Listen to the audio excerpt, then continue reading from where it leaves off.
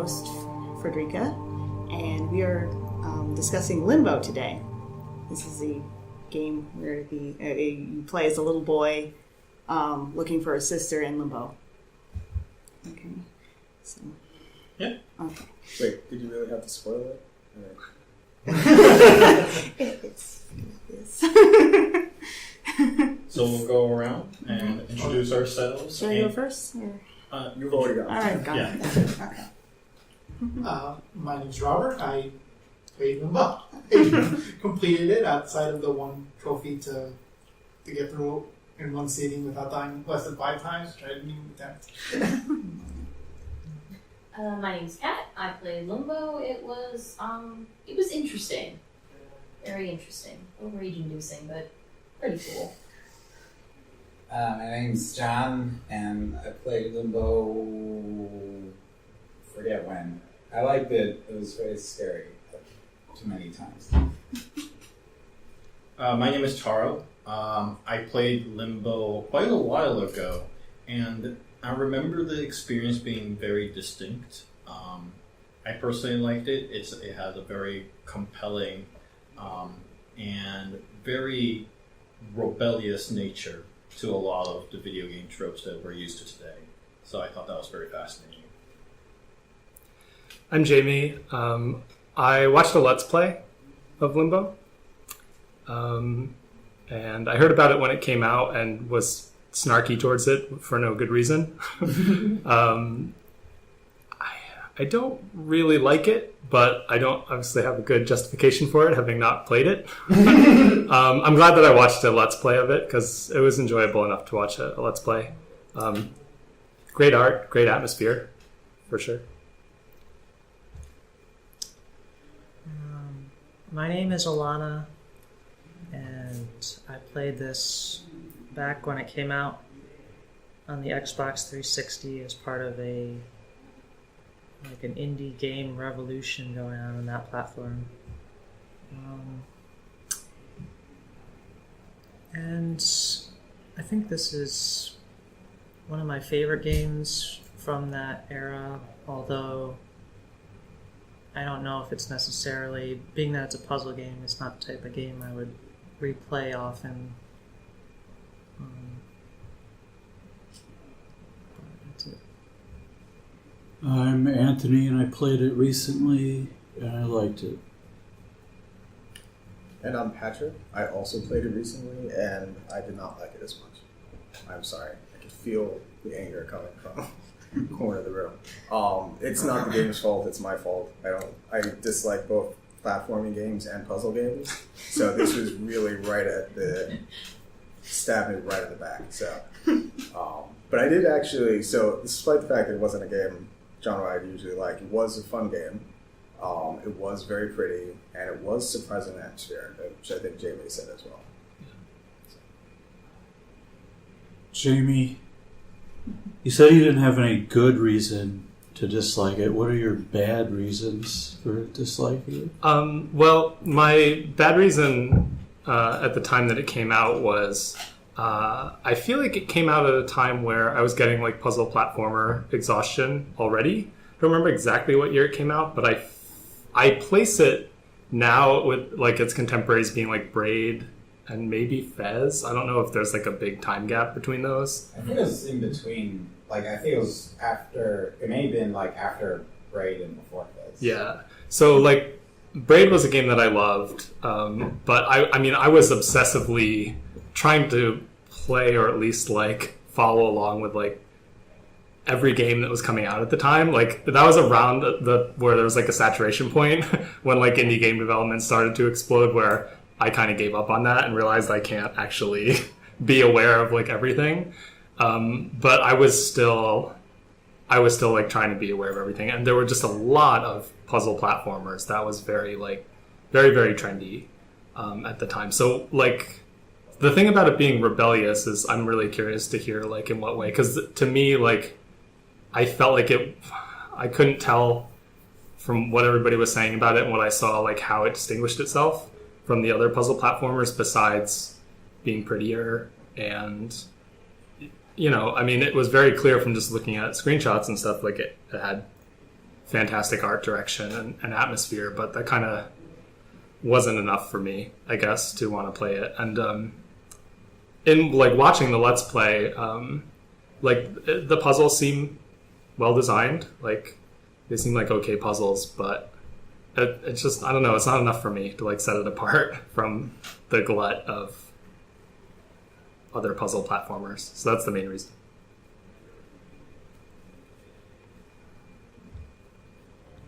All right. But when you say it's you thought it was like rebellious, or like for the time it was like rebellious against other prevailing trends. Like what kind of trends are you thinking of, Taro? I'm curious. General. So, you know, when you map out what the controls are or what kind of actions you can do in the game, it's very simple. Which I recognize. You know, Raid was also a game that was very simple. Whereas Raid was the kind of game to progressively teach you how to understand the game and how to piece together the clues that you've gathered to be able to make connections. Like in Limbo, for example, it outright does not tell you what the controls of the game are, which struck me as a very, very bizarre decision. And they have those bits of pieces where like they literally don't explain anything to you and you just have to figure it out by the moment, that I thought was very against a lot of the puzzle game, the puzzle design trend at the time, because most puzzles will try to tell you will try to basically stack up the difficulty on teaching you how to do things, whereas, Limbo is the kind of games are like, and at this part the rug gets thrown off or gets pulled out of you. What, you didn't know that? Well, too bad, you died. Yeah, that's actually my biggest complaint with the game.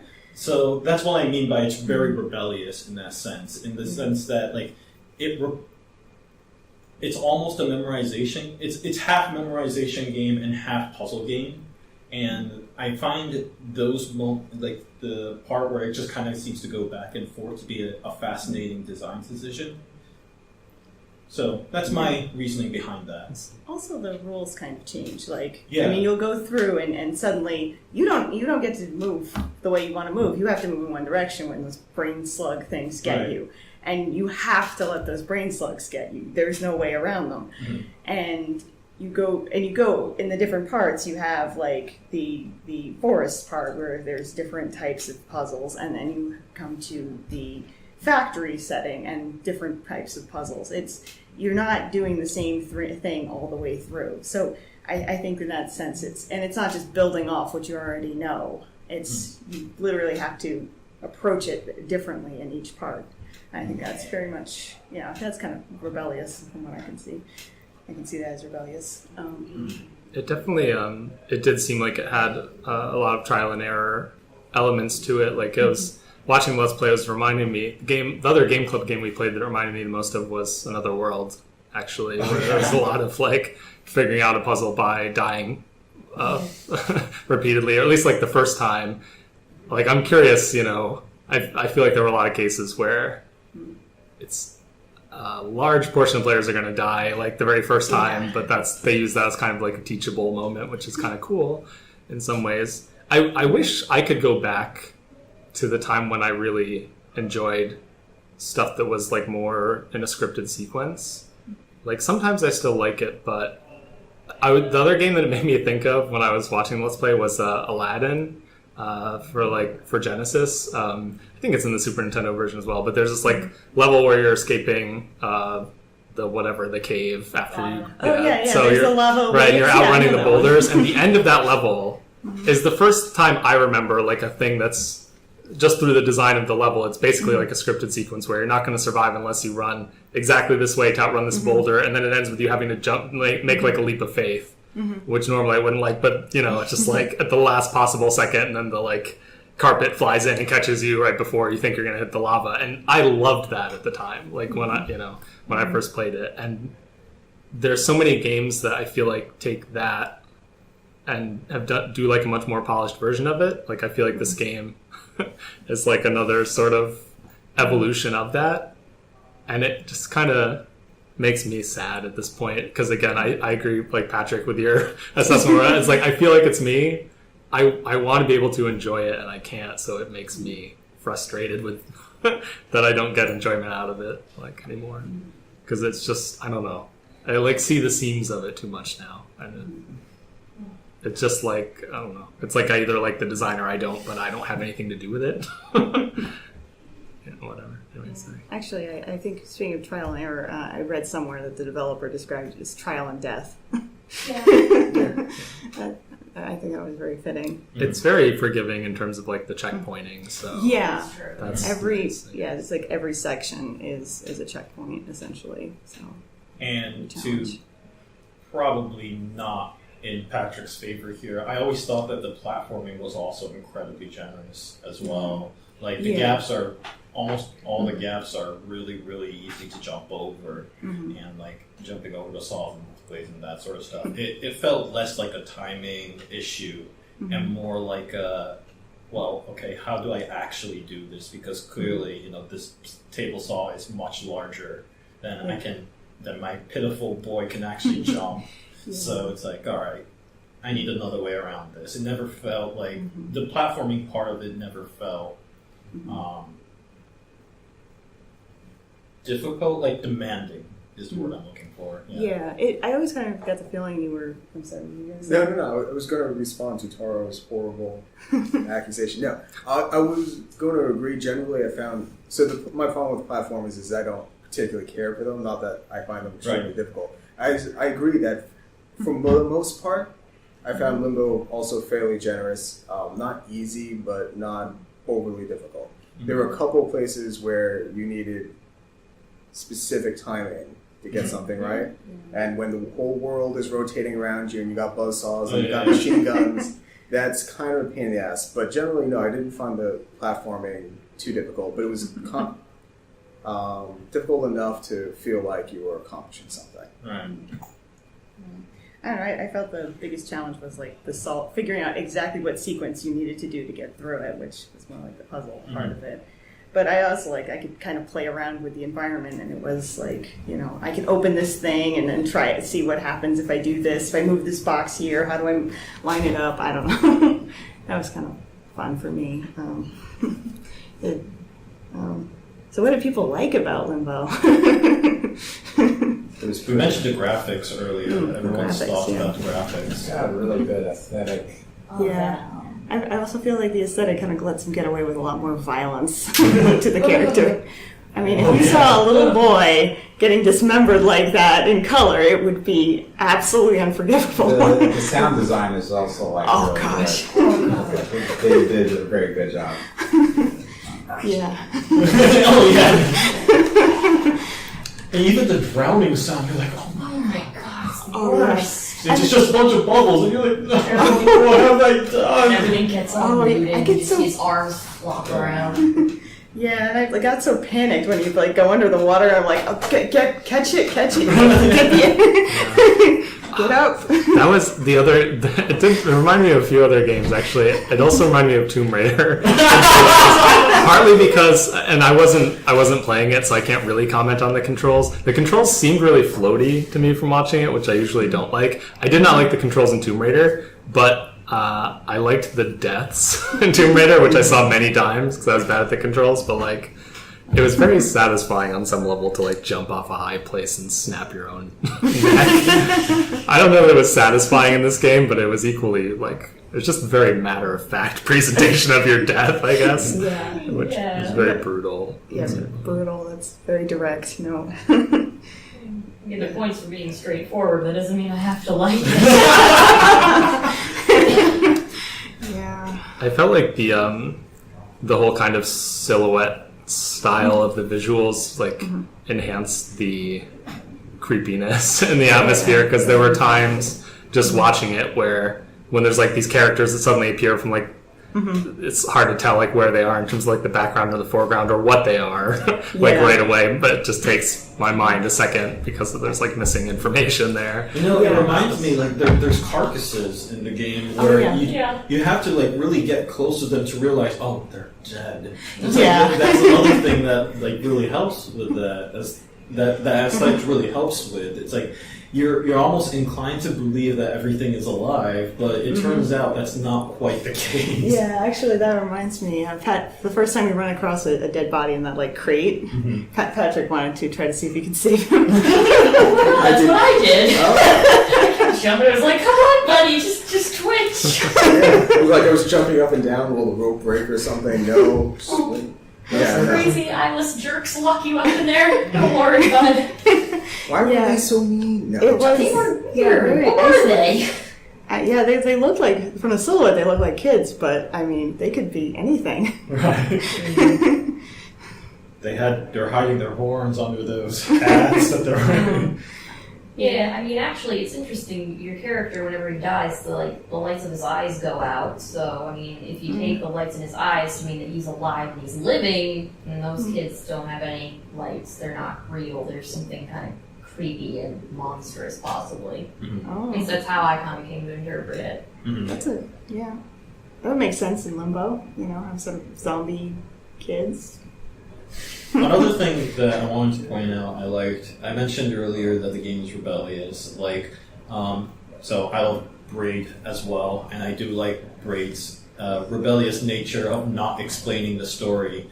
But yeah, Limbo's narrative is one where you think there's a story in there, but it absolutely refuses to explain anything and leaves a whole lot to your imagination. And, the whole presentation basically is building off of, we refuse to tell you what is actually going on. Yeah. I liked that better than Braid. I thought it did a better job because it committed to that.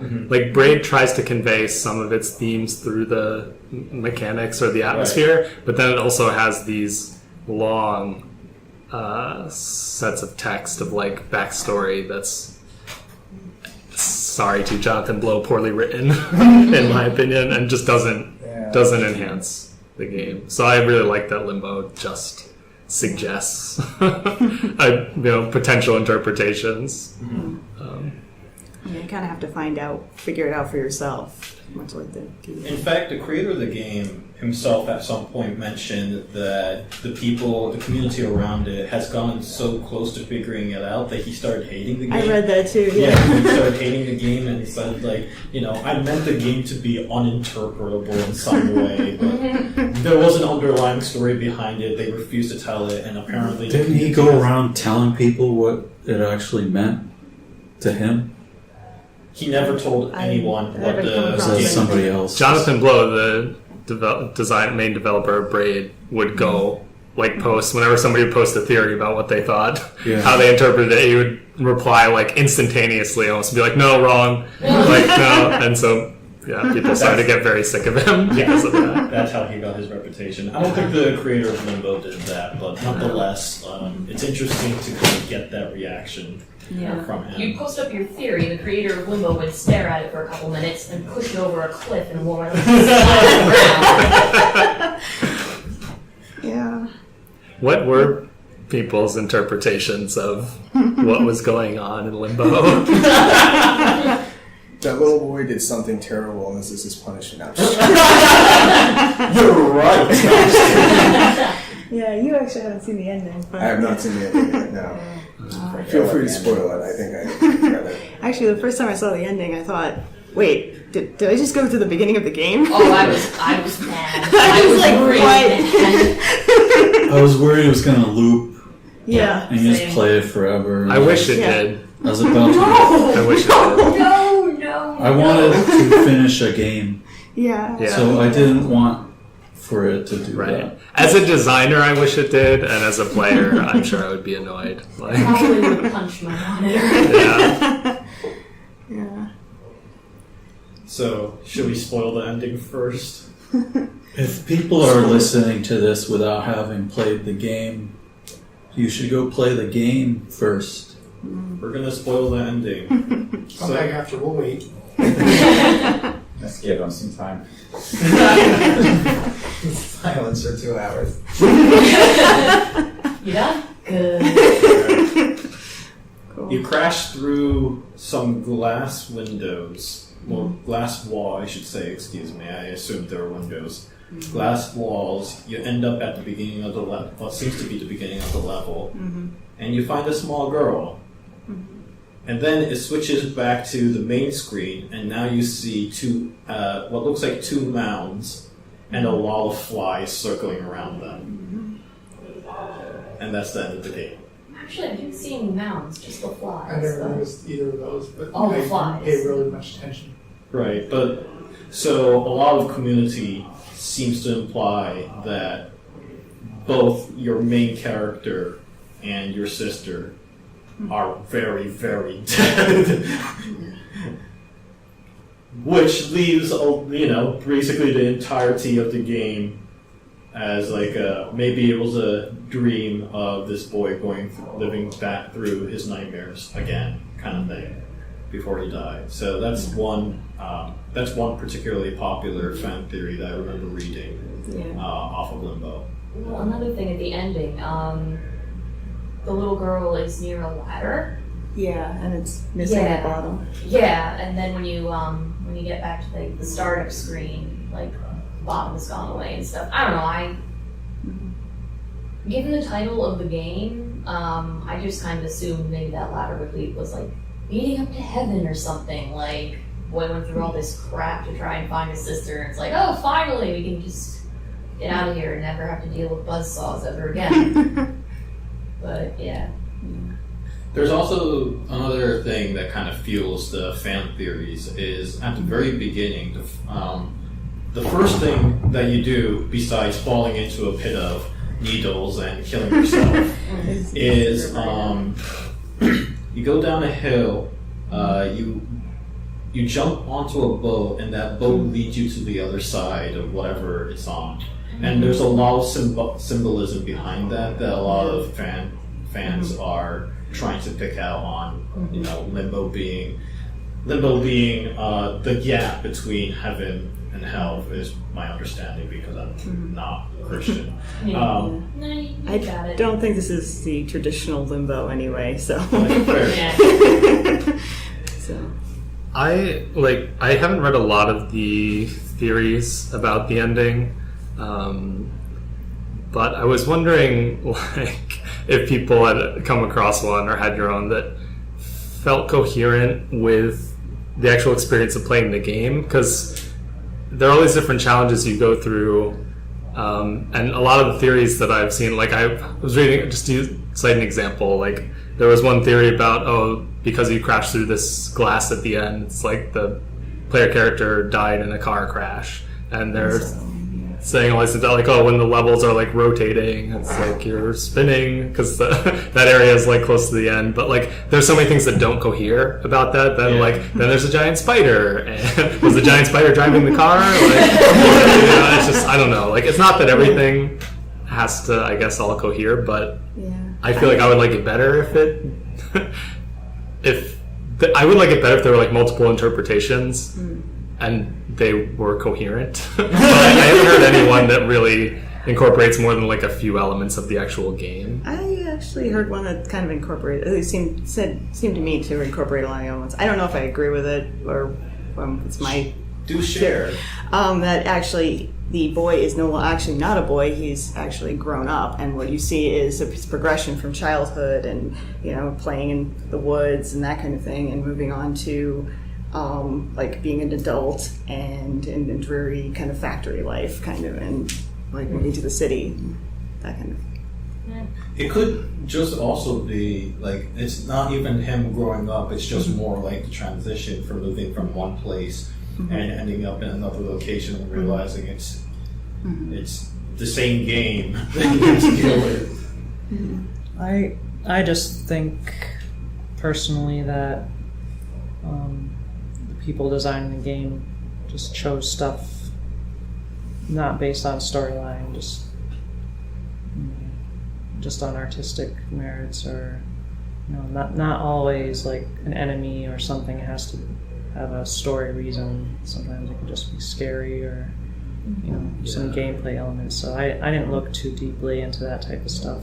Just figured it's an industrial scene. Okay, that doesn't necessarily mean anything. It's just a different type of level, I guess. Yeah, that's how it felt to me too. Like some of the moment-to-moment puzzles didn't cohere on like an overall thematic level besides like the general trend of going from a more natural setting to like a more industrial, but that like when there's suddenly like some machine guns or like Gatling guns firing at you, it's like this just feels like a pure gameplay element that was put in for like convenience of having a puzzle. Like they had a puzzle idea and the easiest way to communicate it with no dialogue or anything was to make this like a Gatling gun, and so they just put it in there, which is fine. Like I do agree with you. The Gatling gun, up to like the Gatling gun, was one where I'm like, I'm not really sure where this falls in play. But there's also a lot of elements like the flies, the bullies, and the spider, obviously in particular, that compels me to kind of invent narrative anyways. The recurring hotel sign is another thing that makes me go like,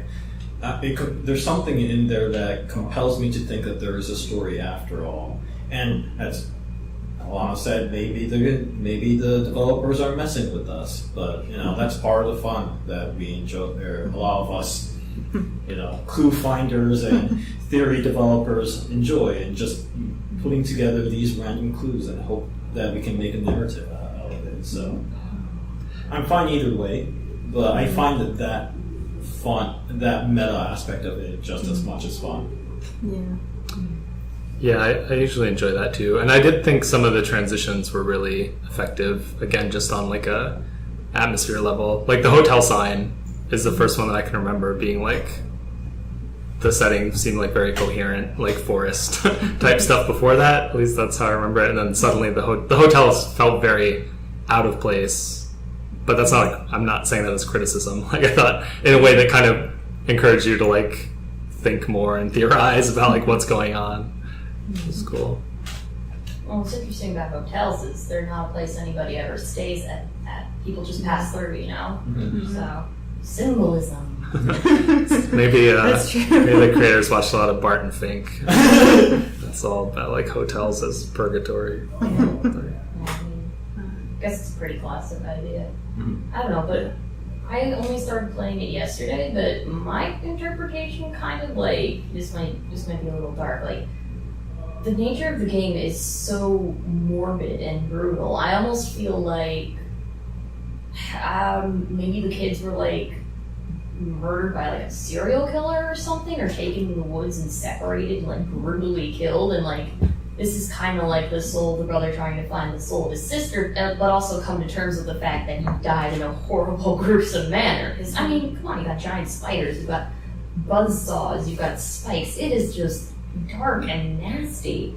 And I mean, like there are people that say, like, maybe believe in ghosts and stuff. Like part of the reason ghosts exist is because people died suddenly and had trauma or something, and they're not ready to move on or something like that. But yeah, I mean, maybe that's a little weird, but one of the bigger downers for me, I think, was the ending. The fact that they didn't explain anything. And thinking about it, I realized that this game doesn't have anything as far as the story goes. I mean, even everybody knows that it's a kid looking for his sister. But that's not even explained in the game. If you find that out, it's because you heard it online or somebody told you. you read the summary. Right. So once the ending happened, I thought, wait a second, that was it? What happened? I don't get it. There's no story here. And of course I hit TV tropes and I try to figure out what people might be saying about it. And there's really no definitive answer. After having played it the first time, well, I only played it once, but after having played it immediately, what my interpretation is that the kid fell asleep on the playground and he's having a nightmare. And he's dreaming about all the things that kids would be afraid of, giant spiders, or losing a loved one, or ending up in a place where it's very unfamiliar to them, like a hotel or a factory. And then finally he reaches the end of his nightmare and he crashes through, and then he wakes up and he just walks a little further, and that's when he finds his sister playing on the playground or whatnot. But of course, after I had actually heard about the dead bodies at the start of the title screen afterwards, I'm thinking maybe they just got hurt in the forest. Maybe they had a tree house that they fell out of and they broke their necks and they're dead somewhere, and this is now his travel to try to find his sister in the afterlife. But of course, all those thoughts that he would be thinking as a kid are manifesting themselves in that journey. I will have to say I have an inherent satisfaction, despite the fact that I don't really like it when I do it myself. So I'm being a hypocrite when I see this. I see there's an inherent satisfaction for me when I see somebody taking the most obscure clues and trying to make a story out of it.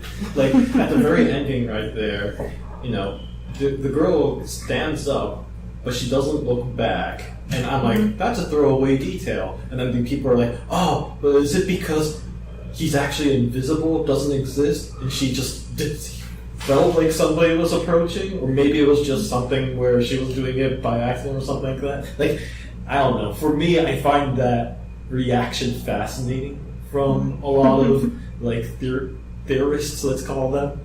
And, like, for me, like I said, it's a throwaway detail. It's like, okay, I accept it as it is. He made it to whatever, or he made it to his sister, and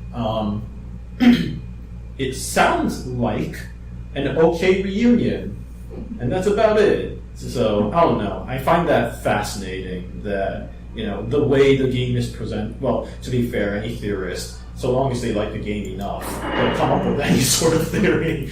But, like, I don't know. I find it fascinating that they'll take the smallest detail that I otherwise would not really care too much about and try to spin a story out of it.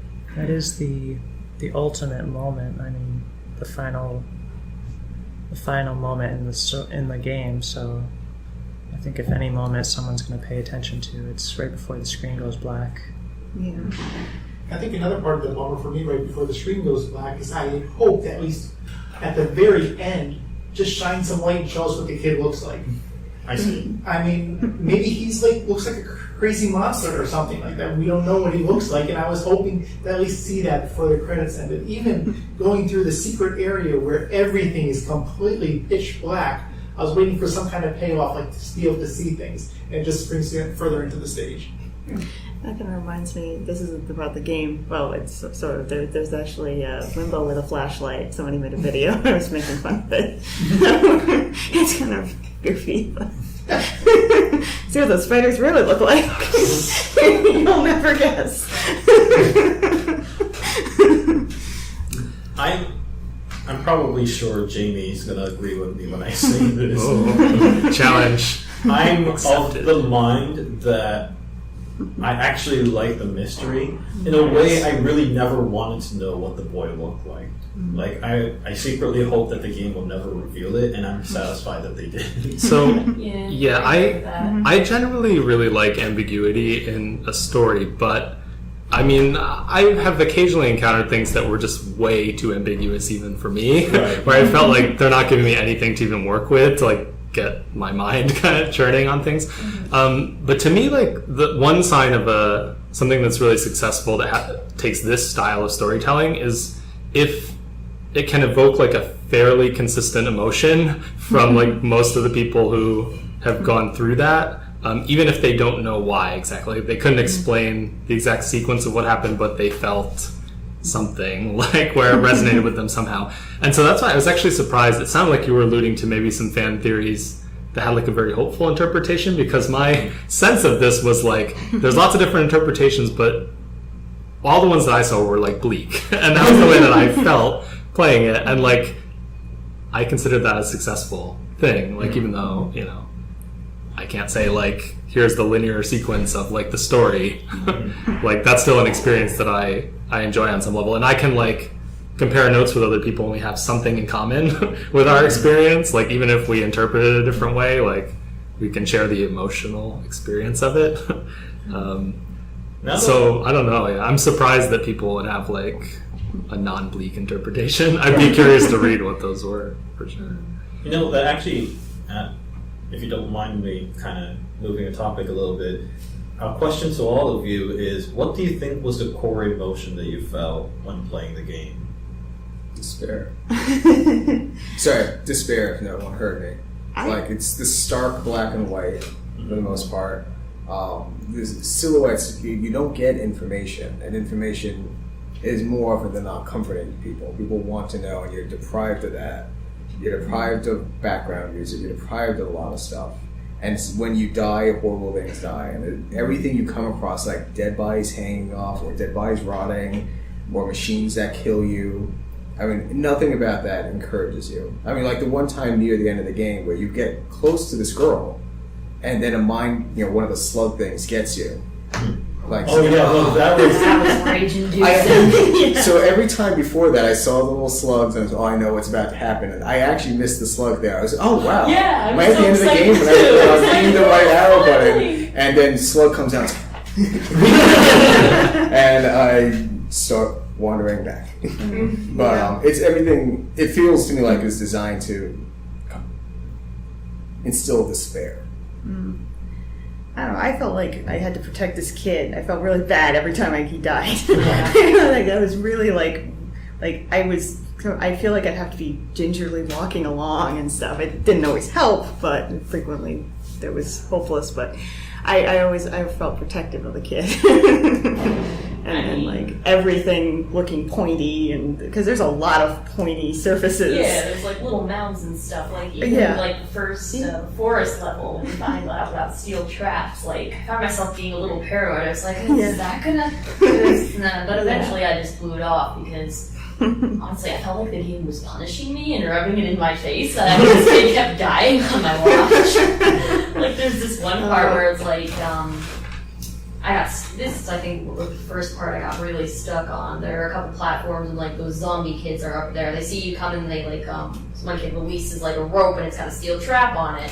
And you have to like dodge it. And I remember I dodged it. I was like, haha, I showed you. And then like another one smooshed out the opposite direction, and I just got smushed. I was like, really? Really? This is what you're gonna do to me? All right. Like I felt like the game was like, haha. You're the worst. It got mad. It got me mad. Like there was a point today when I was playing it where I was just constantly flinging myself off of a cliff because I was just frustrated. Yeah, that was my experience of Tomb Raider. That was the one thing that was like stress relief because the way the death animation was just satisfying and the sound effect. Yeah. I didn't mean to cut you off.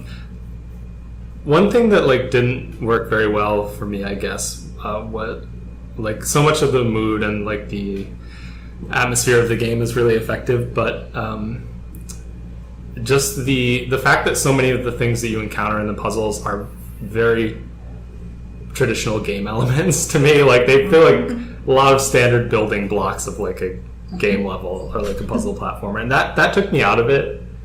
Even just watching it, like. And I feel like there was a tension in the game between like they clearly had this commitment to like making the puzzle something that you could figure out without any tutorial style instruction in terms of like text.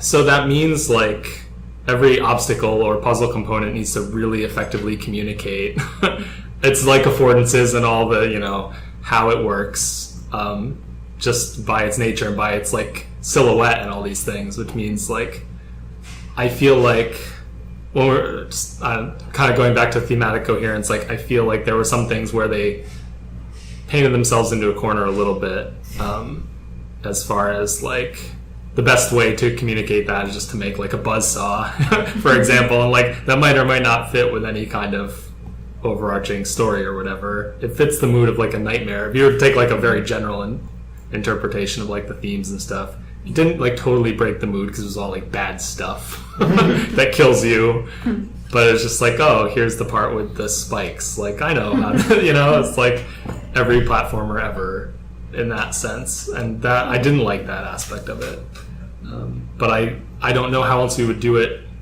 Like a spike, there's a reason why so many games use spikes, because just by looking at it what your relationship is to that thing. Well, this is probably the perfect time for me to give my feelings about the game. I have a similar base interpretation that Jamie does, that I feel like this game does a lot of what other games do. But I feel like they decided you have all these game concepts that people use, and it's often just kind of like accepted, like, oh, if your character dies, you'll respawn, or you have all these deadly things. But it's not always, especially in a lot of classic your side-scroller games, they don't necessarily, the common criticism is, why would this enemy be in this game, or why these levels look like this isn't realistic. So a lot of platformers had those type of things, but my interpretation of this game was, somebody said, what kind of world would create such an existence as these platformers put you in? So I thought the idea of Limbo was a good title name, because I can imagine the reason why you can't die is because you're already in between life and death. You're in this kind of a cycle where you're repeatedly, like, I do interpret the game as a cycle, even though it doesn't literally loop. I can imagine at some point, you'll just continue on through the same stuff. It's just a continual cycle. There's nothing else to do but try to avoid all this bad stuff. Sort of like I would imagine what people interpret Limbo would be like, between an idea of heaven and hell, where you still have some hope, but you have this really bad stuff as well. So to me, the game was kind of a good, like, an extreme setting to put on top of all those things that happen in a lot of platformers, and just go to the next level, like make it really brutal, make it really bleak with black and white, like don't show you stuff, really give you the mood of being in like this very uncomfortable environment. And whereas other games might show you more, or might have more colors, or they're not necessarily going with the environments they're putting you in, where like in a Mario game there's spikes and there's all the same type of stuff, but they don't really explain why that stuff makes sense, or why Mario can keep coming back to life and stuff. It's just accepted that you can do that in video games, but this one I think made that whole mechanic part of the setting, which is why I like the game a lot. Yeah, definitely. Like that's a really great point. And I think, like, when I say the reasons that I don't like it, and particularly that I didn't like it or dismissed it at the time that it was released, that I feel like are not good reasons, or like have to do with that, where I think, especially at that point, I was really dismissive of games that were innovating on a thematic level. Like, I think, to do the same thing in terms of gameplay and like mechanics and puzzles that like most other platformers do, but just give like a better thematic justification for them, I think I was inclined to be dismissive of at the time, and maybe less so now. Like, just for example, like I finally caught up and played Undertale, not in time for our game club discussion, but Undertale also does that, like weaves all the traditional RPG mechanics into the story, and I loved the way that it did that. So that's pretty much the same thing that Limbo's doing. So the core emotion I felt with Limbo, might as well let it out, ironically, is hope. My line of thinking is that the world that Limbo creates is aggressively uncaring. Like, it doesn't explicitly hate you in any way. The patterns are easily recognizable. Well, not easily recognizable, but they're something that you can memorize. Most things they have a tell on, and you can kind of predict. And in a way, it actually has a lot of Dark Souls-like elements to it, where a huge portion of the game is about recognizing patterns and reacting accordingly. Like the sequence of how you have to do things so that you can get to the next part of the level feels awful lot like, there's a whole lot of trial and error about it. But a lot of those rushing moments felt more like having a split-second decision and just trying to figure out how to best get out of it. And the fact that you as a player, despite the uncaringness, despite the horrible things happening to your character, despite all that, makes it through the level, to me is a very hopeful message. I guess I had the same interpretation as Alana of the ending, where I interpreted it as a loop, like an endless loop, where you just keep doing that. So I felt like I felt that was bleak. Like I didn't find a lot of hope there, even though I had reached the ending. I didn't feel like the character had reached like their ending point. Right. I don't know. And it just felt like a Sisyphus kind of like thing.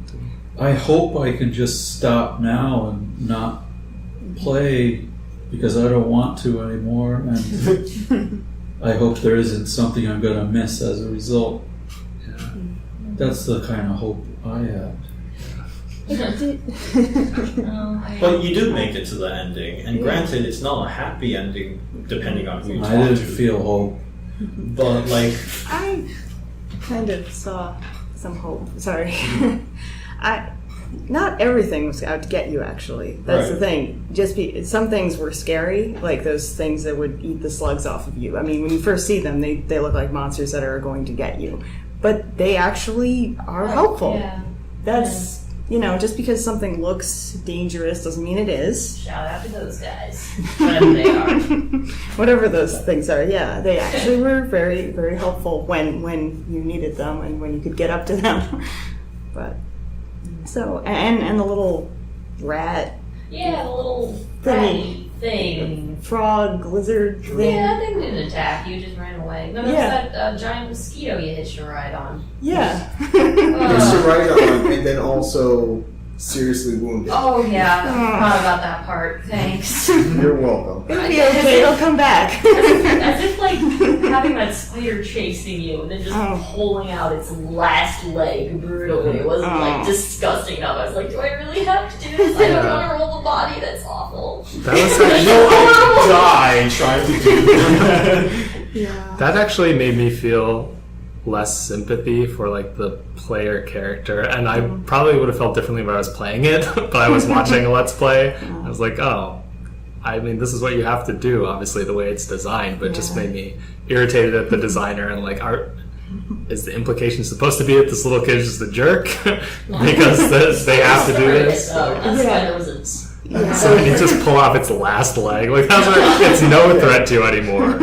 Yeah, So- you must. It's not even first easy laugh to out pull loud out. moment is when you roll his body down his arm. That's great. That's one way of viewing that. But just so you know, it was not easy to pull that leg off. Yeah. I mean, you're there for a little while trying to, and as you see Oh, the yeah. tendons It's and gross, whatever yeah. connected tissue. Well, as long as you have to work hard to be a jerk, then I guess it's okay. You have to really try at it. But it's Gotta also the admire only the way effort. forward. You need it. Like, it made perfect sense to me. I was like, okay, no, this is, there was this logical part of me. It was like, oh yeah, now just roll the body. But then there was, the emotional part of me. I was like, this is terrible. I'm just a little boy. I don't want to touch this gross spider that's trying to murder me. God. I mean, to get to the end, the boy had to be ruthless because the world itself was unforgiving. But regardless, I felt like, that is a soul made of iron just to make it through all of that and still have the will to continue on. Yeah. And I'm speaking obviously as a player here, so I don't know. To me, especially since having played Majora's Mask and kind of ruling all those sort of more like bleaker toned games, to my interpretation of them to have if they have some sort of ending to it, I tend to interpret them as hopeful anyways. Like I said, because despite how so incredibly uncaring the world is, and obviously the game developers meant the game, designed the game to encourage the player to make it towards the end.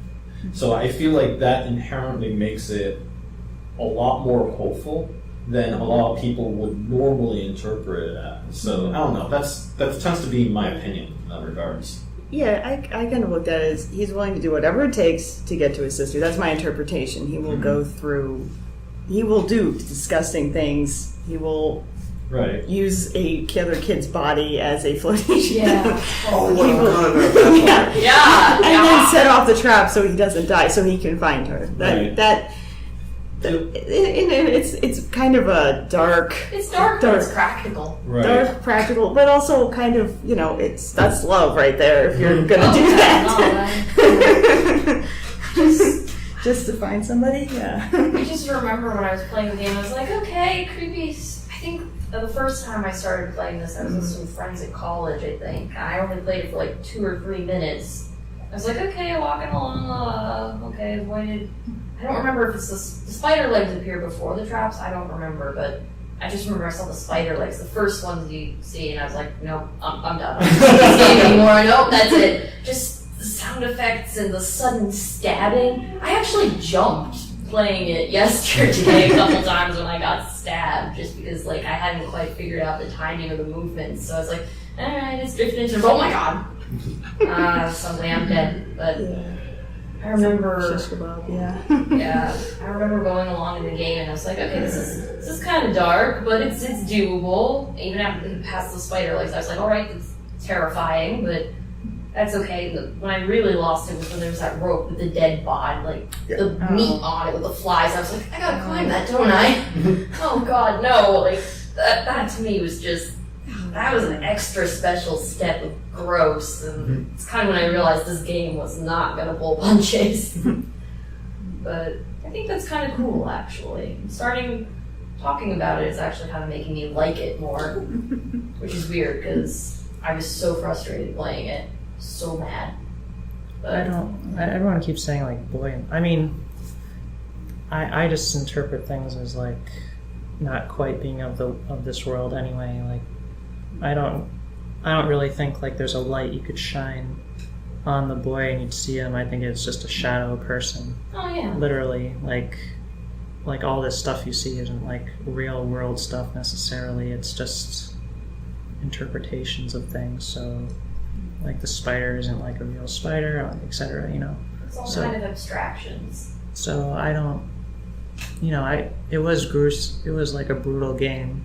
It's not a kid's game necessarily. It's just a horror game, but it's not gory in the sense of showing you realistic gore. It's more interpretive stuff, I guess. I'd still say it was. I call it kind of a horror game. Yeah. It definitely falls under the line of horror game, especially in the way where you never feel safe. Yeah. Just like that other horror game. No, actually, I did feel safe. I want to make a quick note about puzzles. My interpretation for a lot of them, not all of them obviously, but a lot of ones where clearly you just kind of have to figure it out and there's no particular danger to it. Those always felt like downtime to me, which is very much necessary for a high thrill game like this. So at least that was my interpretation. I don't always felt like they were successful. Some of them were more tedious than anything, but that was my interpretation, and I did think that it was an unnecessary thing to add into the game. Robert, John, and Anthony, you didn't say anything about what your core feelings were. Well, my major emotion while playing it was confusion, because some of those puzzles were incredibly confusing.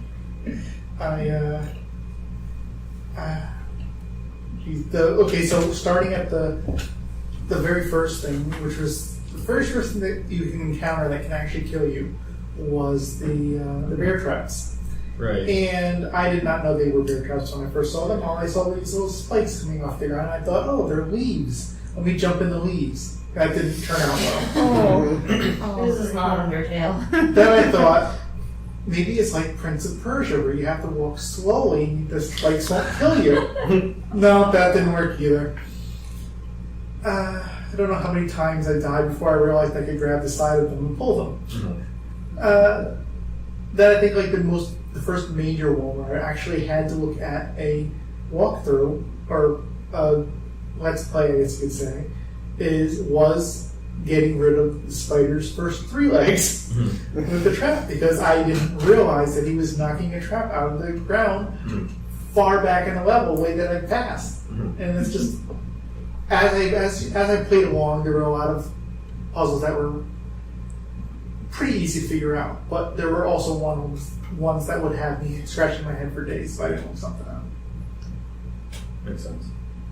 I was actually really proud of myself for not looking anything up until I got stuck on this one puzzle. And to be fair, it utilized something that you never utilized in any of the other puzzles. It was minecart, and you had to was hitting a button that was electrified. You had to do this weird thing where you were holding onto the edge of this trail or something and walk backwards.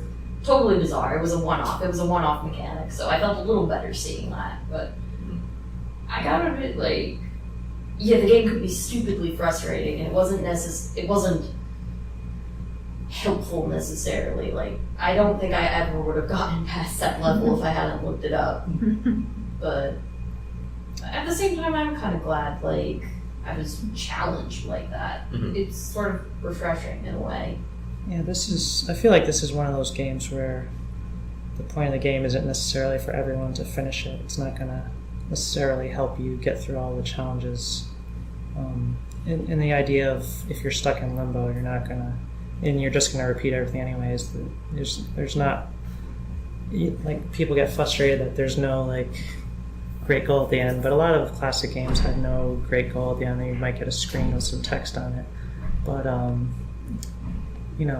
that's the way some games were. And that's the way Limbo, I guess, could be, is that you just get stuck on one thing for the rest of your life trying to get past it, and you can't. Do people feel like the ending was more effective for having struggled to get to the point of kind of ultimate futility at the end? Because I feel like games are uniquely equipped to make people feel frustration and despair on a level that just watching, even just watching the Let's Play was the a whole little different. thing is the game's already called Limbo, so if you know what Limbo is, I just kind of expected a lot of what happened in the game this is Limbo. I didn't really I felt anxiety while I was playing it, but it wasn't a game that made me think about it after I was done playing it. Yeah. And I liked it just fine. I really liked the ending because it was very difficult to get through the last few gravity flipping things, and then it gets this huge dramatic slowdown. So it's really building up the anticipation, and then it puts you back in the beginning, so you think that it's just going to loop. So it really does a good job of, in me anyways, or probably everyone, it builds up your emotional response, and then you finally see somebody who looks like they're from the real world maybe.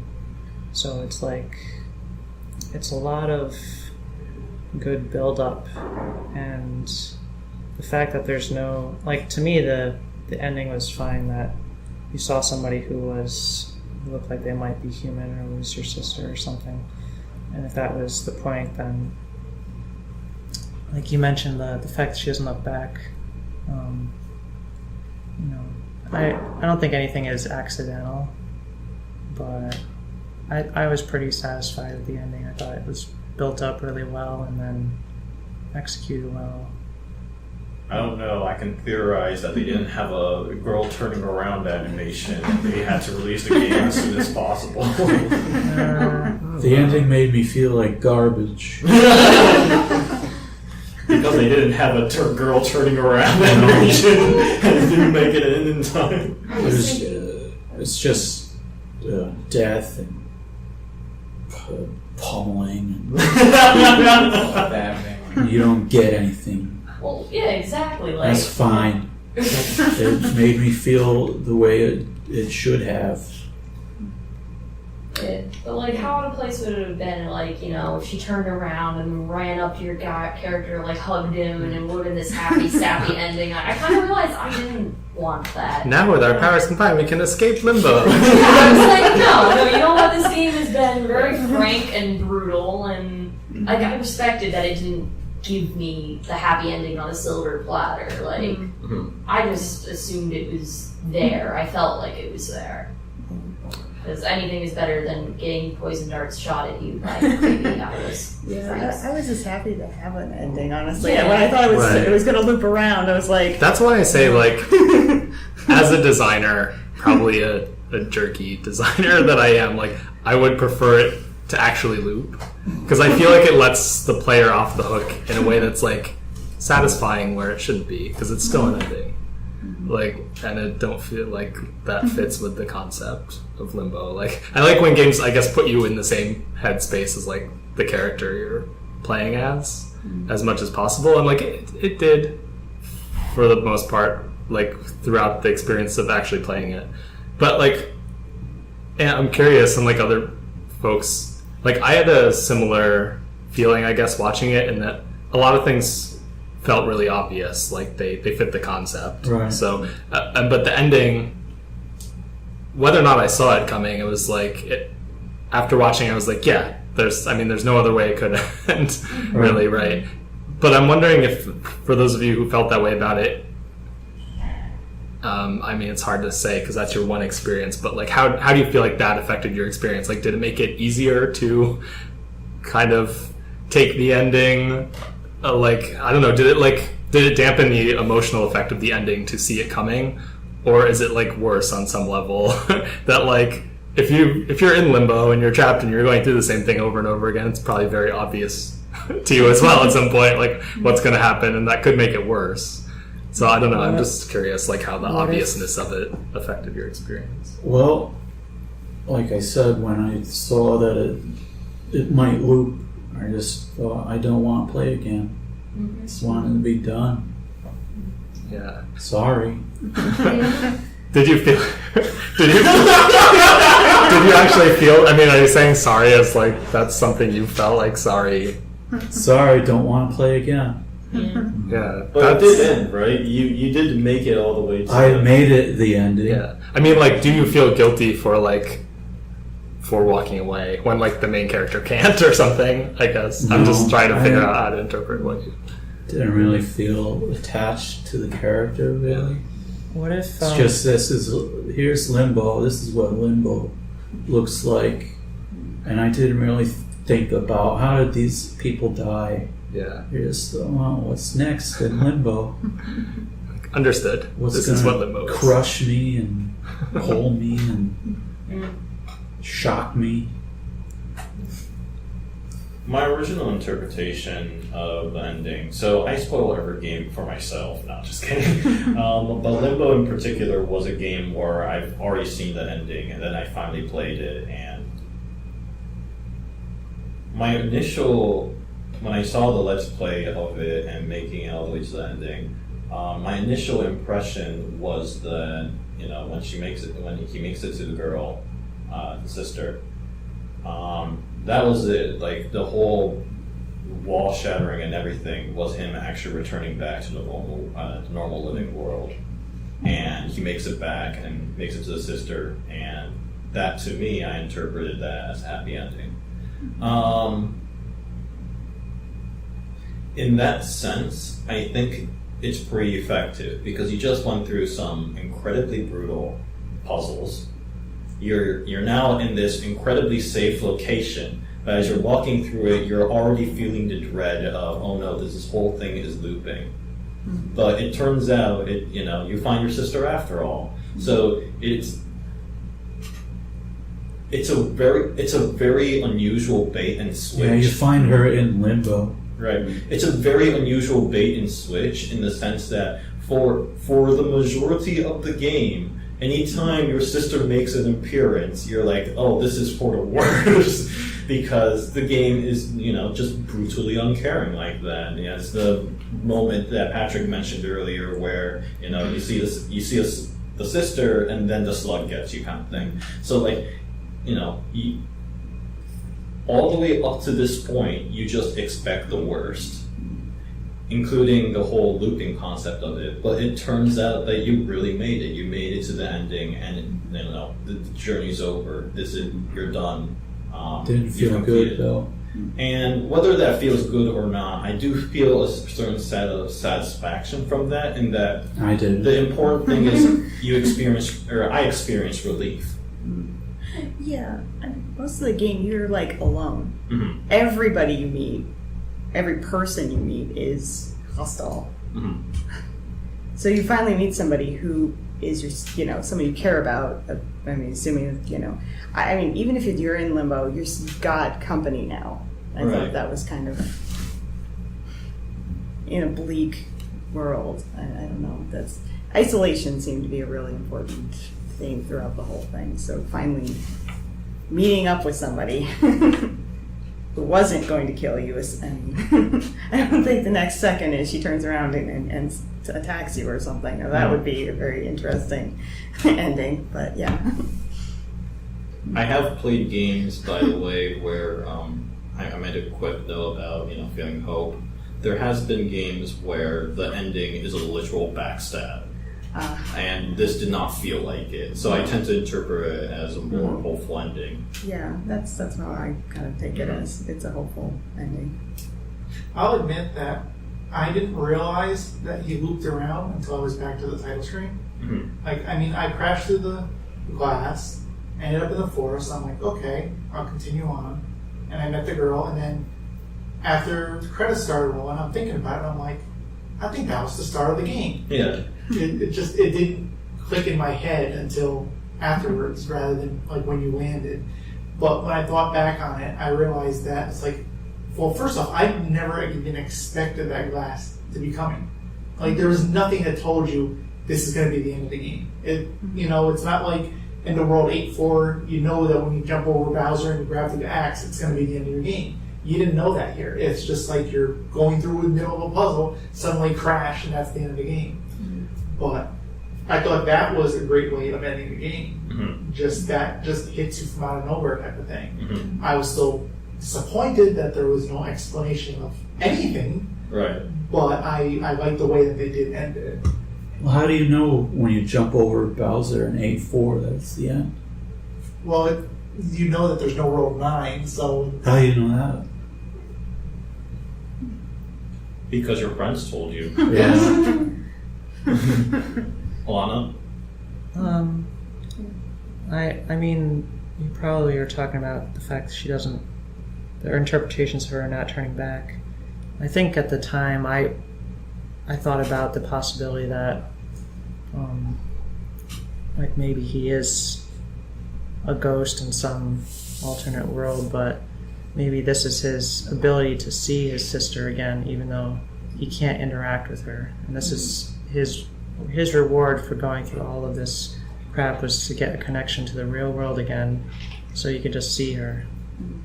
And that's what I interpreted the ending as originally. I don't know if he actually is in the real world, but I didn't interpret that they could be together. I just interpret it literally that he sees her, and like she doesn't really seem to notice, or maybe she does, I don't know. But I didn't interpret it that they actually are together necessarily. Yeah, that was the same feeling I had, but I mean, I like that it leaves that ambiguous as well. And I just feel like because the prevailing mood of the game was so bleak, I was in that mindset already. So if you can imagine, like, I mean, that glass could be like the separation between this limbo and the real world, but I didn't necessarily interpret it that he's alive again.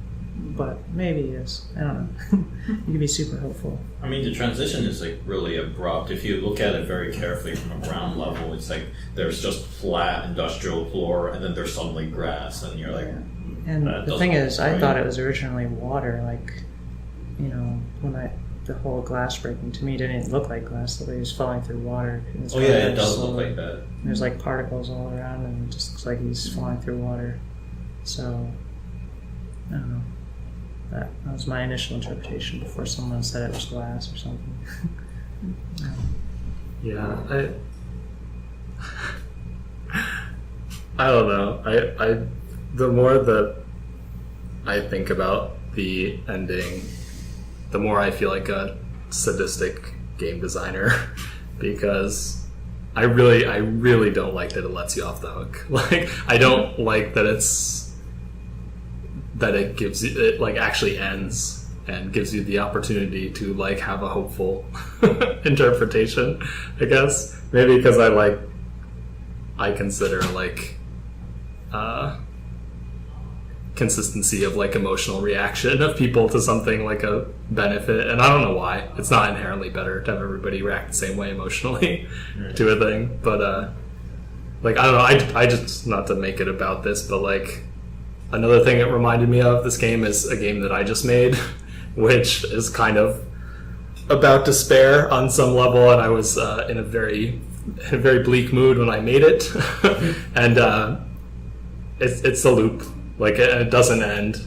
There's a point where it kind of becomes easier to decide to stop playing. Although most people don't get to that point, they stop before that, and people hate it, and as I assumed they would. Like, I don't think I would like to play it either, but I like to make it. And I don't know, when we're talking about it being like rebellious and having like the creators having the courage of their convictions, like it still is very much a commercial game to me. I feel like a jerk to say that as like a dismissal of it because there's a lot that I like about it. There's nothing wrong with it being commercial, but I still get like snarky about it for some reason. I thought to me it was like these games coming out on Xbox at the time. To me, that was the revolution, that these like indie games that were really different were making it in a big way. Like, they were pushing them as part of their gold membership and stuff. I don't know. It was just like a big deal that they were doing these packages of games, and that. I mean, there was things like Castle Crashers and stuff. I mean, there's a lot of like indie games that were getting big attention, where I think before that time I can't really remember any like successful indie games. I don't know. Maybe there was in the PS2 or original Xbox era. I don't remember, but I in my gamer life I don't remember playing a lot of indie games before that period when they were just getting a lot of attention.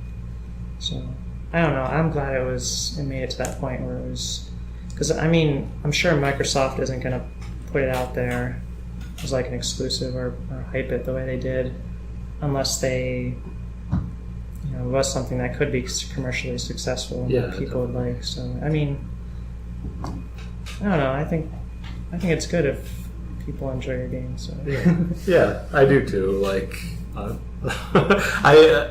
think this was one game among others at the time that was an important like incremental step towards exposing like indie games to a wider audience, which is good. Like, it's good to have games that have some experimental elements and are still commercially successful. There's that game with the goo balls.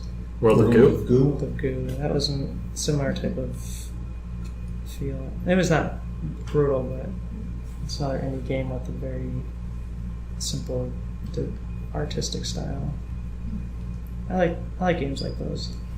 They do pretty well. One thing for me with Limbo that makes it stand apart, not just from general puzzle platformers, but as games as a whole, and it's personally something that I like to strive for. The game is really, really memorable. Like, it's very easy to recall moments to moments in the game, and there's not quite a whole lot of games that I can name that can pull that off. Like, I do consider Shadow of the Colossus as a very good example of a game that has these incredibly impactful moments, and like, they always feel like they're your own because you played through it.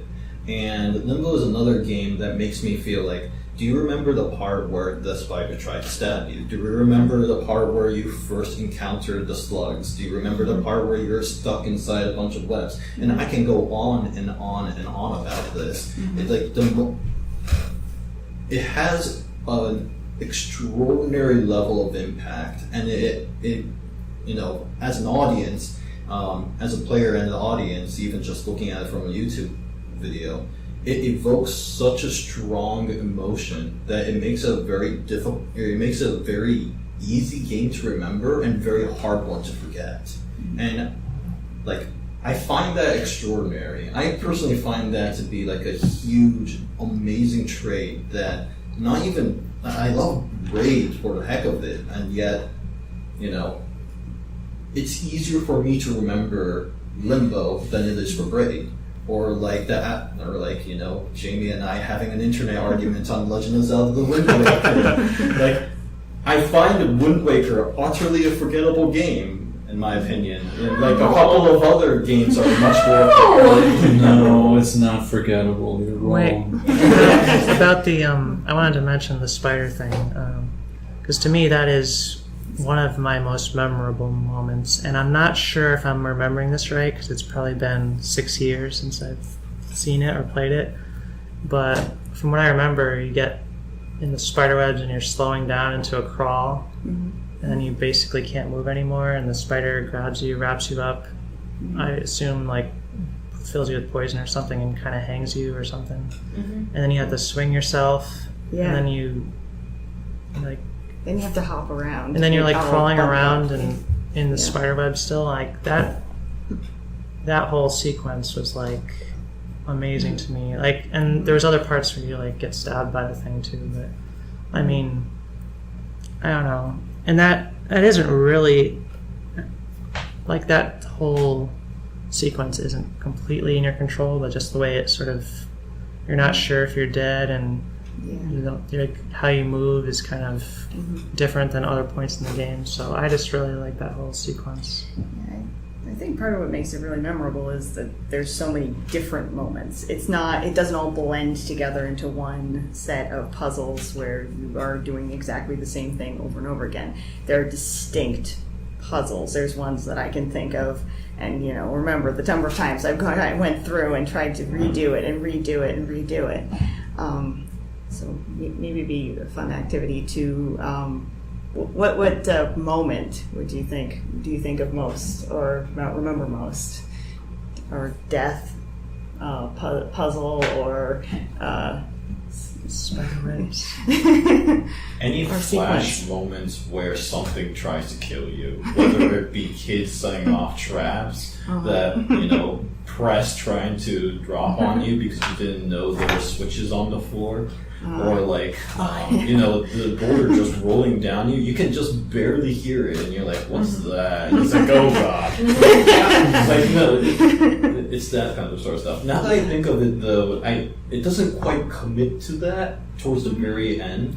There are some better parts, but especially like the whole entire room rotating and the very ending where you have to do a huge chain of switch flipping. But like, other than that, I kind of don't remember those parts nearly as well. But like, you know, the beginning in particular, those moments of, I'm sorry to tell you, but this world wants you dead moments were like very, very memorable. Did you have an experience with them that was like much different from a jump scare? Like, was the memorable part like the fear, like the horror element of it? And if so, like, did they have any effect on you the second time?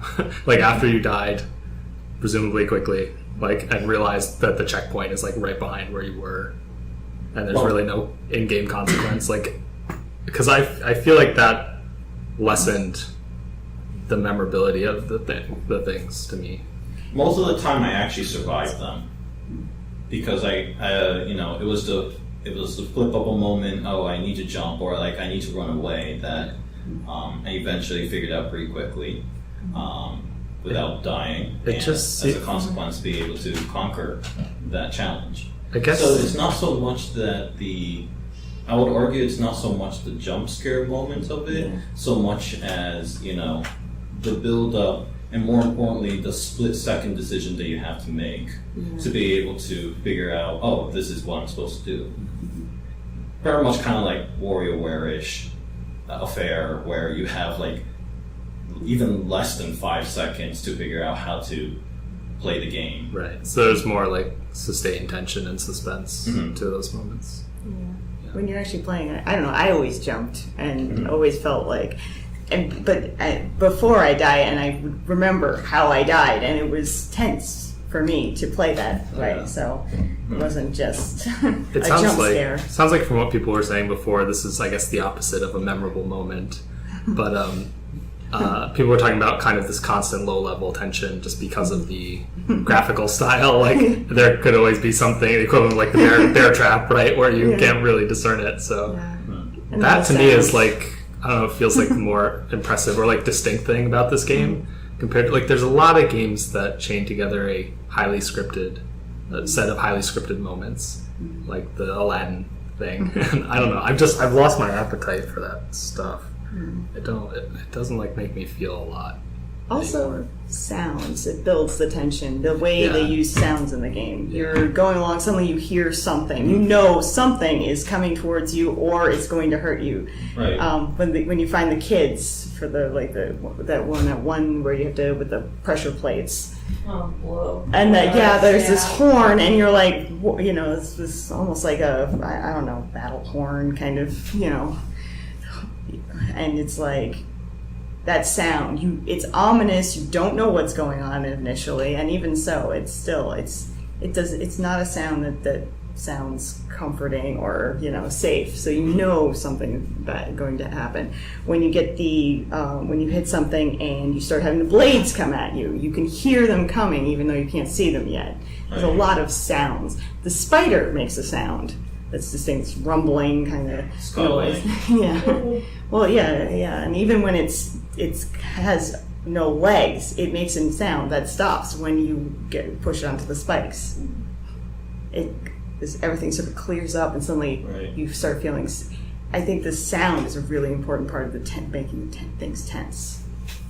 I don't feel like it was a jump scare, because a jump scare always feels like it came out of nowhere, right? But Limbo was a game that actually gave you a lot of clues beforehand, and it very, very early in the game it primes you to pay attention to every single detail you can. So I never felt like obviously it's scripted, but I never felt like it was scripted in such a way that it's supposed to scare you. More like it was scripted in such a way that it forced you to react in a very short amount of time. Before I started playing the game, I didn't really know much about it. I mean, I knew that it was all done in silhouettes. I knew it was supposed to be a horror game. That was pretty much all I knew. And so, knowing this information, I decided, okay, I'm going to have a good time with this. I played it near the end of the night. I turned off all the lights in the house, and I started it up, and I didn't find anything scary. I mean, I guess maybe I'm desensitized to video games violence at this point, but nothing scared me. There were a couple of times when I got startled because I didn't know that the blades of grass I was jumping on was a bear trap, or when I stepped on one plate and I realized, okay, stepping on a plate in the middle of the spikes is going to cause it to fall on me, so let me jump over it the next time. No, that one actually causes it to fall on me. Okay. Yeah, super trolly. Yeah. No, that was definitely troll. Yeah. That was without a question troll. That's the one we have to Yeah, so remember it causes, again. it causes the startledness. I mean, certainly not on the level of a bunch of dogs jumping through the window as you're walking down a hallway. No. But, I mean, it startled me, but there was never anything in it that, made me feel scared. And I think that part of this disappointed me a little bit, because I had such high hopes that this was going to be a scary game. I don't think you're wrong. I don't consider it a horror game, to be fair. I did say there are horror elements in it, but if I did say I think of it as a horror game, I take that back. It's closer to a thriller, in a sense. It doesn't demand you to be always scared, but it demands you to be always attentive. I felt tense most of the time. Mm-hmm.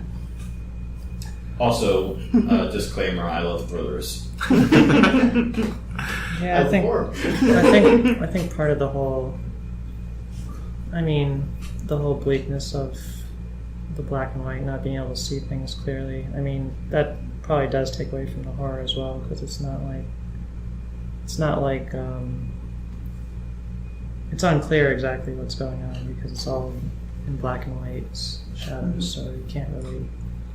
It's never going to be as gruesome or as I don't know. It was more subtle than that, I guess.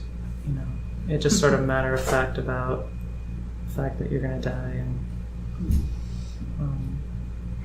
it doesn't dwell on it either too much. I mean, It's very matter of fact in the fashion that you die in. It doesn't. With Like, the exception of the bear trap, that one is like, well, why did that decapitate the head? I mean, it doesn't last for a long time or anything. I don't know. Sometimes a buzzsaw was like, why am I in little pieces? Yeah.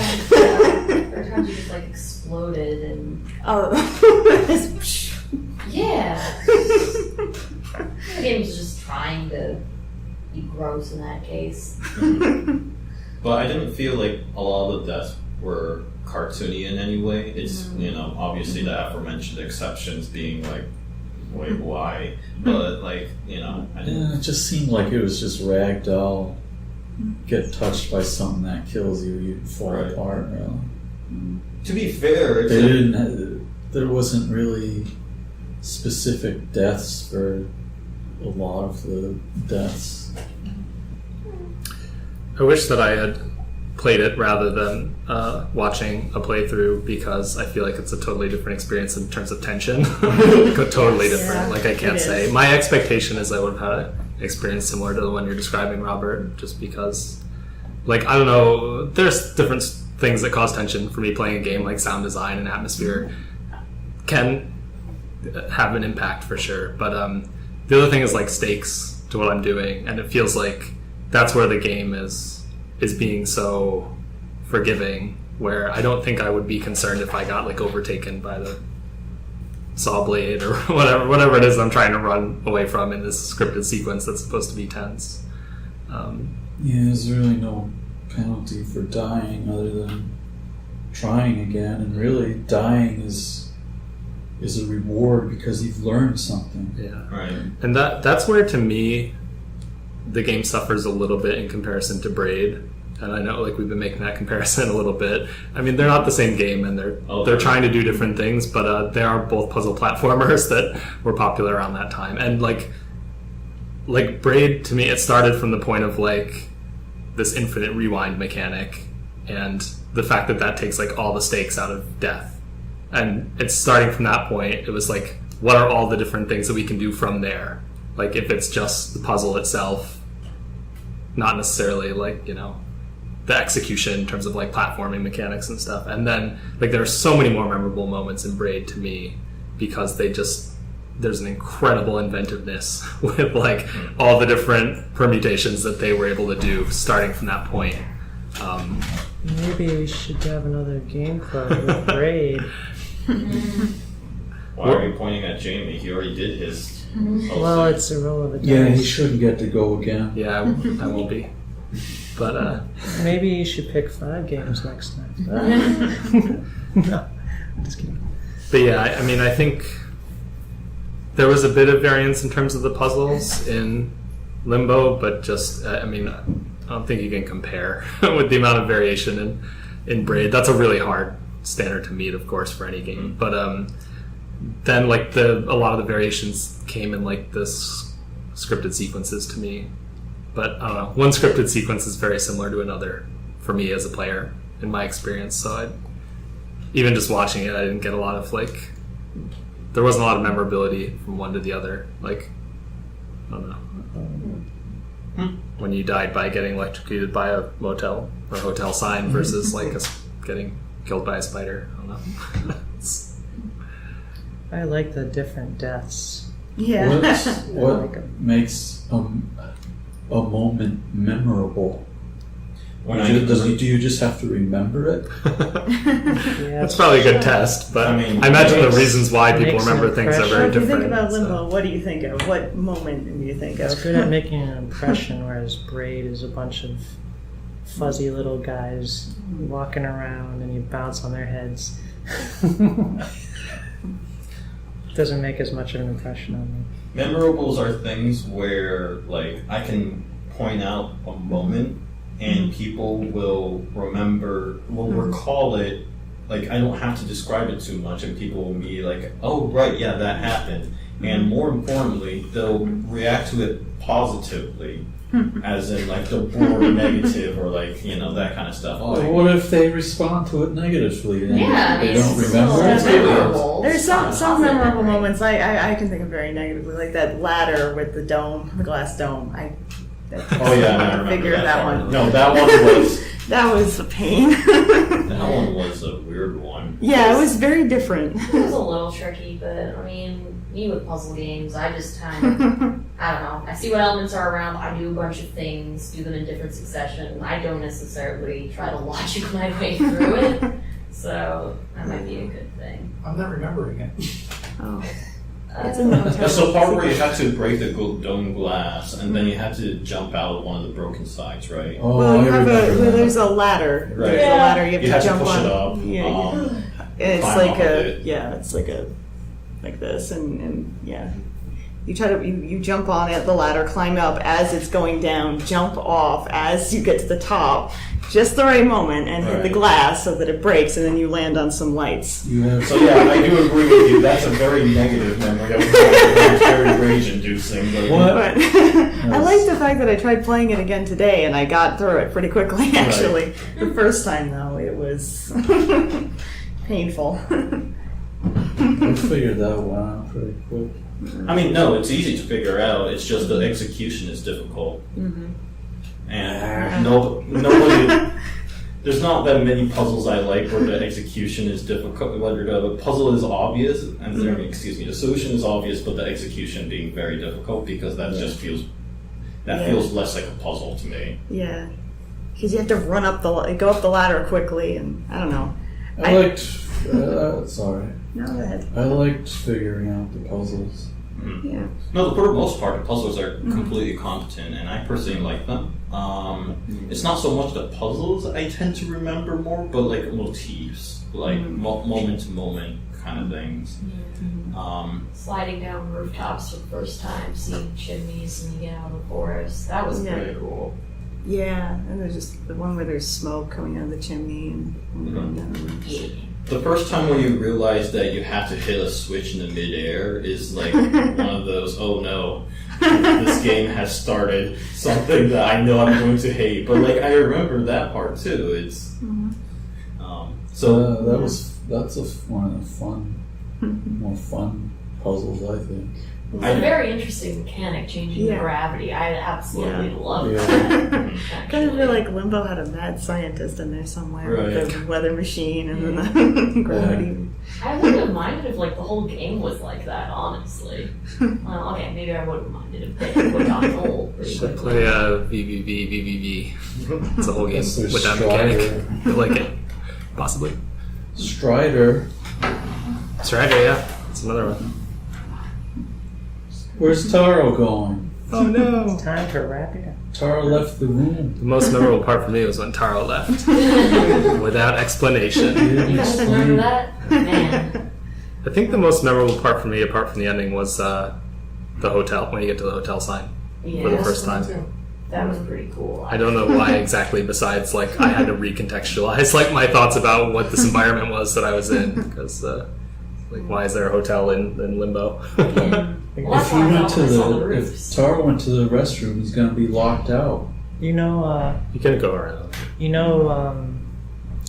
people say about hotels that every hotel you go to feels the same, but it's not quite like home. I don't know. Yeah. Martin Fink. You're in the same spot, but you're nowhere, just like Limbo. Do you want to do the final thoughts? Why? We've been. We have to wait for Taro to come back. Well, he doesn't have to hear all of them. Do you guys have any memorable Yeah. moments while we wait for Taro? I was so spooked by the game I fell asleep. My memorable moment. How about you? Nope. Oh. I've said my piece on the game. Well, I you don't have. remember anything. You have to play through it again and again and again. You're stuck in the loop. Then we'll have to do another podcast for it. You have to speed run it. What did you think about the game, though? Did you really like it, or?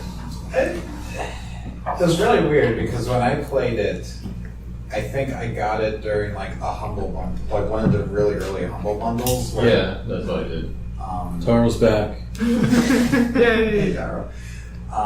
But it was like included like Braid and Super Meat Boy and like all the, Xbox Live indie games that like just went on Steam at the time. So it was really weird because like I marathon through like all these games and then really like, I don't know. I liked it, but I didn't find it like super memorable just in terms of like at the time. I mean, I don't know. It's like I liked Braid more at the time, and I think I have to like play through everything again to like really remember a lot of my thoughts on it. Because I did play through like Limbo recently, but it was like I don't know. I didn't get the chance to play it recently for this game club, but I did. A lot of the stuff I remember was like the aesthetic of it. I think like Taro was saying, like everything is like really memorable, and like there's a lot of stuff that like I would remember instantly, but like I didn't remember how to do a lot of the puzzles, and I think that kind of frustrated me to the point where I stopped playing. I don't know, I'm trying to remember a lot of that, but yeah. To be fair, at least in my experience, most puzzles tends to not be particularly memorable. Although I would argue that is a fault of the game designer, if anything.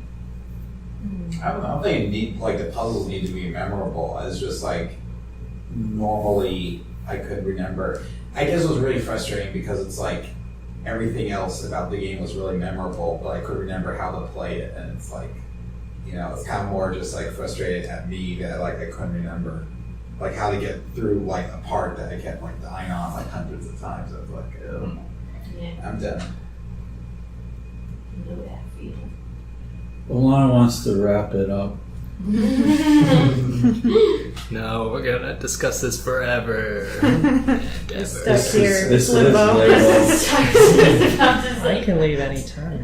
How did this discussion start? We gotta go back to the beginning. No. With 10 minutes of silence. With my ankle snapping. So we doing final thoughts then? Let's give it a score like we did in the old days. Oh, wait. I give it 10 Limbos. Don't leave us hanging there. Just 10 Limbos. How low can we go?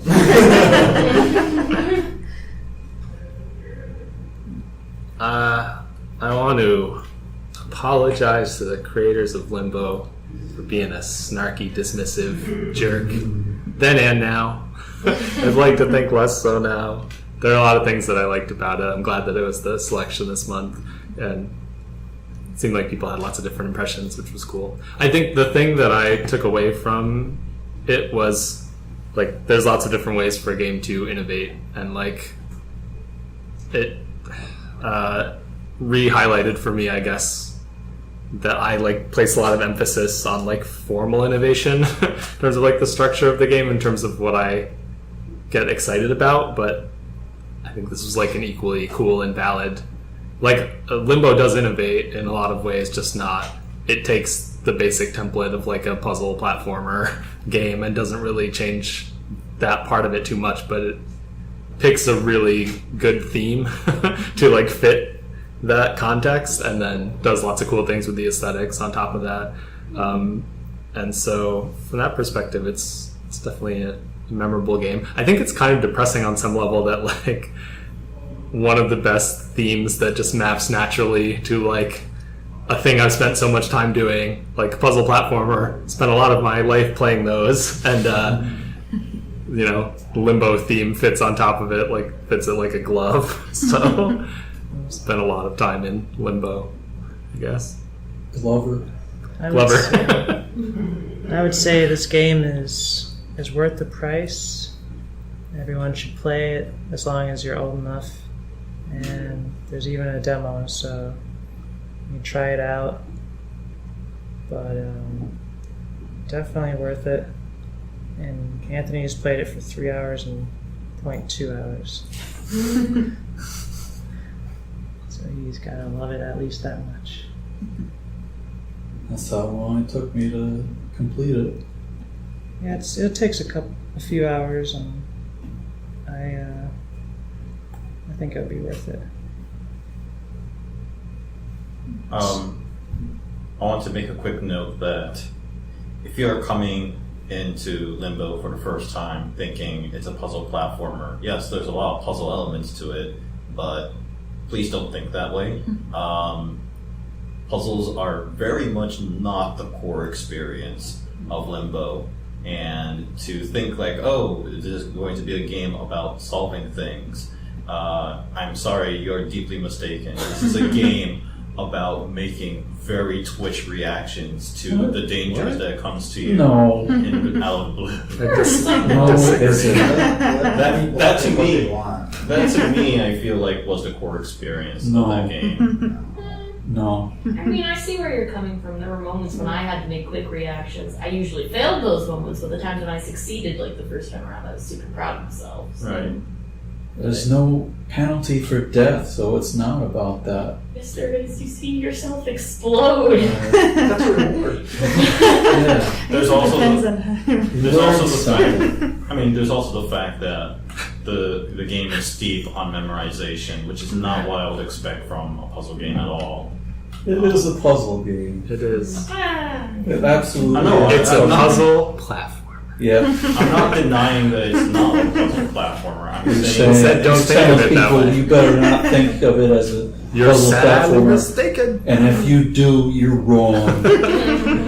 Wrong. I still stand behind what I said, because I do not think. I think the term puzzle platformer implies a very specific experience, and that is not the experience. I What is got. the experience? That it is a thriller. What is the puzzle platformer I agree with experience? that. The puzzle platformer is a thinking game where you try to solve through what elements and hints that it's I have given the you answer. to put together a sequence of actions. What's a thriller? I have the answer though. According to Steam, this genre is adventure indie, and You're it's, all wrong. and it's an 88 out of 100 on Metacritic. So. That's why it felt so derivative when it came out, because there were lots of other indie games already. We don't need another indie game. It's an adventure.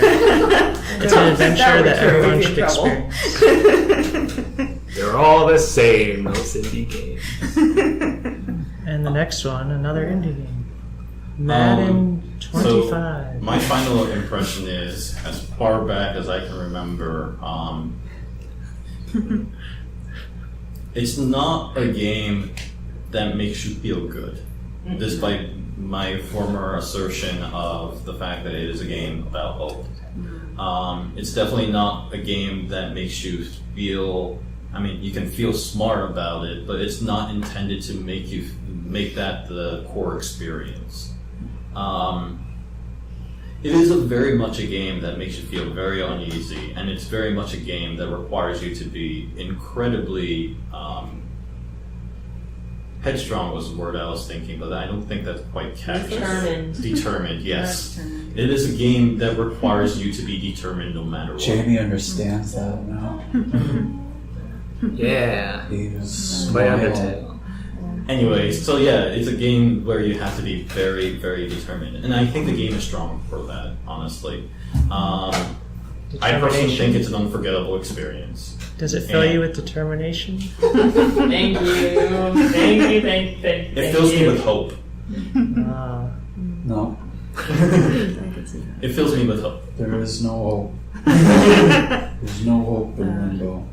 It fills me with the understanding that there is hope in an uncaring world, Where? including Where this was one. it? Yeah, you make it yourself by ripping legs off of spiders. Exactly. Thank you. Yes. Yeah, I think that sums it up. So I have brutality. I have high praise for it. I definitely recommend it. I do think that it is something where you need to have your expectations set.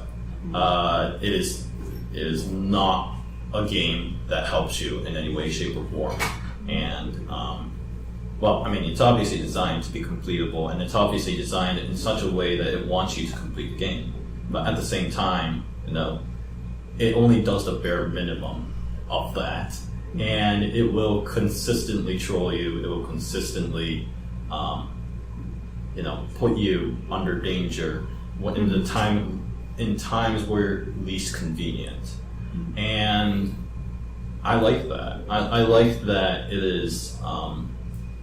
I like that it went for something that I would not expect a puzzle platformer to do, which, given that genre, I would expect something a little more optimistic, a little more Mario shaded, a little more, thought-provoking, which this game is thought-provoking, but it's less interested in making you think about the moments to moments and more about making you, react to moments instead.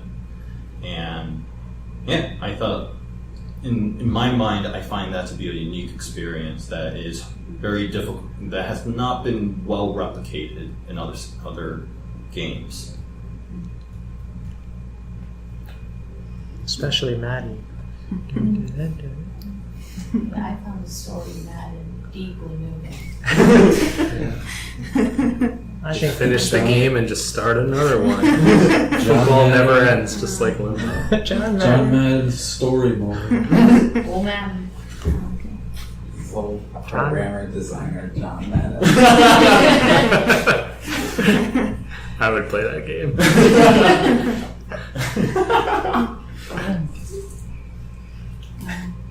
Oh, it's my Who's next? You don't It's have your to. turn. Anybody You who can- wants. Yeah. I'm too sleepy. I could go next to whoever wants to. It's a spooky game. I liked it, and I don't remember a lot because I was very sleepy. I'm sorry. I found the game to be super frustrating. I felt like it was laughing at me. It is very troll. Like, it delights in just smacking you in the face. So, I don't know. I found it frustrating, but I'm also kind of proud of myself for getting through it and only caving once to look up an answer. I actually might replay it, which I didn't think I would do because I was so frustrated by the time I finished it today. I was like, that's it, I'm never touching this thing again. But now I'm like, I kind of want to revisit it and look at all the aesthetics and the themes and look for more hints of story and stuff because I don't know. I do. It's weird. I didn't think I would get to that point, but here I am. You're braver than I am. Force someone else to play and then laugh at them every time they die. I liked it. Admittedly, it was frustratingly challenging points and wasn't as scary as I thought it would be, and the lack of a narrative really did kind of bum me out. I did say I liked it. Yes, I liked it. I love the aesthetic of it. I love the animation of it. It did definitely set that mood that should be scary going into it, and I admit I liked all the weird deaths that you have. But there were a lot of memorable moments during it, and I would definitely recommend it.